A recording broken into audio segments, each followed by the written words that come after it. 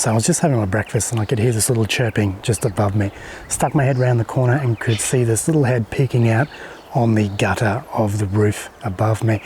Turns out there's two little birds making a nest in the gutter, which is a bit of a risky move, but scrambled inside, got all my gear, and I came out here, and I'm trying to get them as they build their nest here. So they're little pardalots, I think that's how you pronounce the name, but they have a nice little call, not like this guy above me, the wattle bird going off, but there's a nice little, that little call, lovely.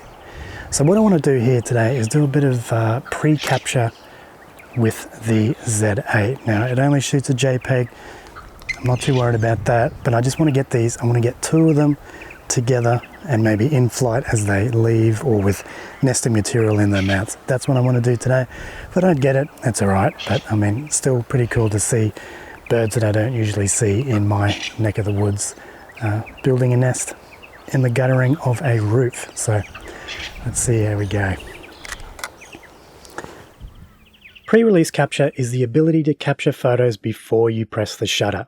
You can configure both the Z8 and Z9 to start taking photos while you half press the shutter button. When you fully press the shutter button, you will save up to 1 second of photos before the press, as well as the shots you take while pressing the shutter. Sounds complicated, but it's not. Okay, so now let's set up your camera for pre-release capture. I will show you how to do this on both the Z8 and Z9. But first, you need to set up your pre-release capture settings. Depending on how your iMenu is set up, you may or may not have the pre-release capture options in there.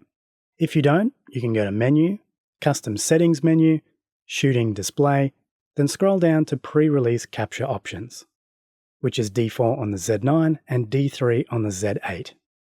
Now this is entirely up to you on how you want to shoot and how many images you want to deal with after the fact. These settings control what happens before and after you press the shutter button. For example, with the pre-release burst settings, this means that while half pressing the shutter release, these buffered photos are cleared once they are 1 second old. You can change this range from either 1 second to 0.3 seconds. I prefer 1 second. Now choose post-release burst. This lets you configure how long you can take shots after the shutter is pressed fully. This can be set from 1 second to max, which is generally around 4 seconds. I prefer max. Okay. So now I have a half shutter press of 1 second and a shutter press of 4 seconds. Now let's sort out the release mode. On the Z9, make sure your dial is on the continuous quick release setting. For both the Z8 and Z9, press the release mode button to select either 30 or 120 frames per second. I prefer 120 frames per second. Now, if you check your display, you will now see on the right-hand side here the pre-capture icon. When I half press the shutter, notice the green dot? This is showing that the pre-release buffer is active. Taking my finger off it and the dot now goes away and the cache is cleared. When you're ready to start taking photos, you can now hear one of the greatest sounds ever made. Glorious. And that's it. Keep in mind that you will be shooting in JPEG mode here, unfortunately. Hopefully a firmware update can allow for RAW shooting down the track. So now, let's get back to the action. So I'm going to set up pre-capture. I'm going to do it at the max speed, so that's 120 seconds. Set up my focus. I'm on AFC wide autofocus with animal detection. So I'm just going to focus in there. Shutter speed of 2000 because I want to get them in flight. Aperture 6.3. ISO I may just bump up to 1000 because it is getting a bit overcast here. And now I just sit here and wait. I wait.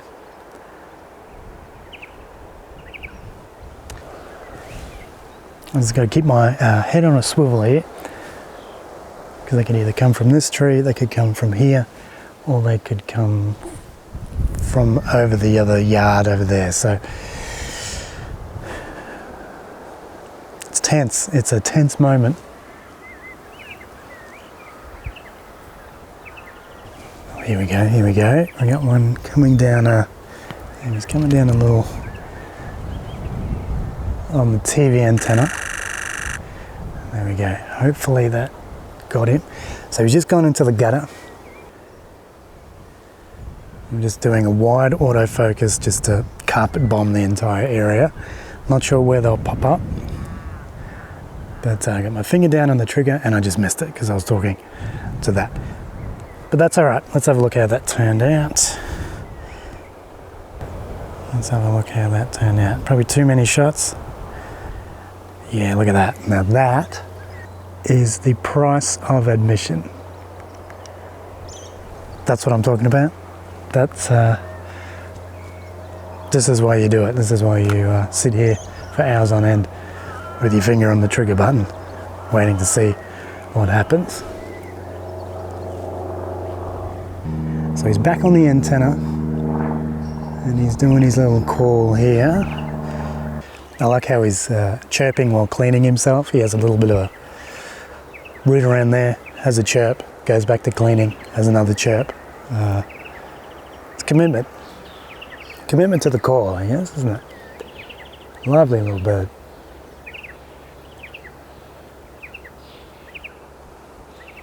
But of all the places to build a nest, why would you build it in the gutter of a roof? You know, if it rains, which it usually does here, you're going to get flooded. So both parents are in the nest at the moment. Must be a little chick or something. I don't know how many chicks. Back onto the antenna. Back again. Back to the call. Back to business. I'm just going to change it back to my continuous normal shooting.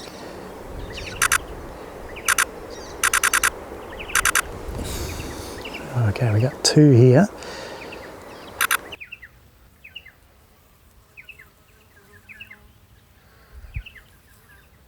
So, seems to be a bit of a behaviour here where one of them stands up on the antenna, the highest point of the area, does their call, territorial call. Other one goes off to get some food. Not sure where they went, but they'll return. He'll probably slide down the little pole here and jump in the nest and double check there's no food being left behind.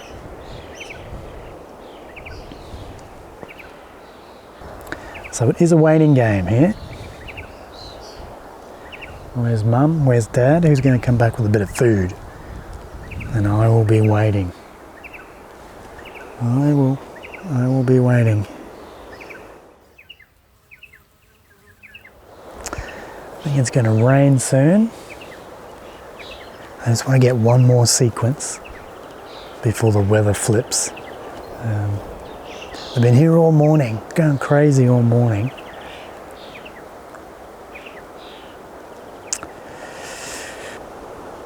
So I've just changed my settings a little bit. Now I have a shutter speed of 3200. Aperture's still the same. ISO's up to 2500.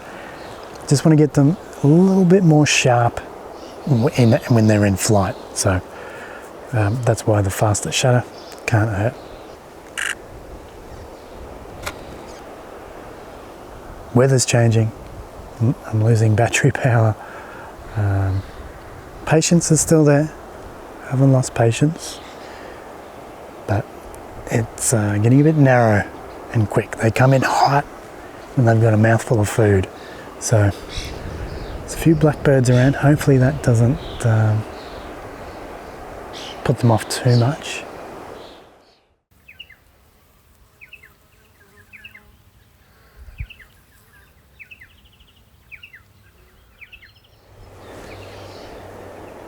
Okay, so he's just arrived. Oh, I don't know if I got it. I'm not sure if I got that sequence. Oh, I did. You little beauty. That's unreal. Yeah, that's it. Look at his little head poking out there. That's what I'm talking about. I don't know. I think they are coming in behind the tree. So it's a bit hard for me to predict. I'd like to get one coming in. There we go. All right, now the test.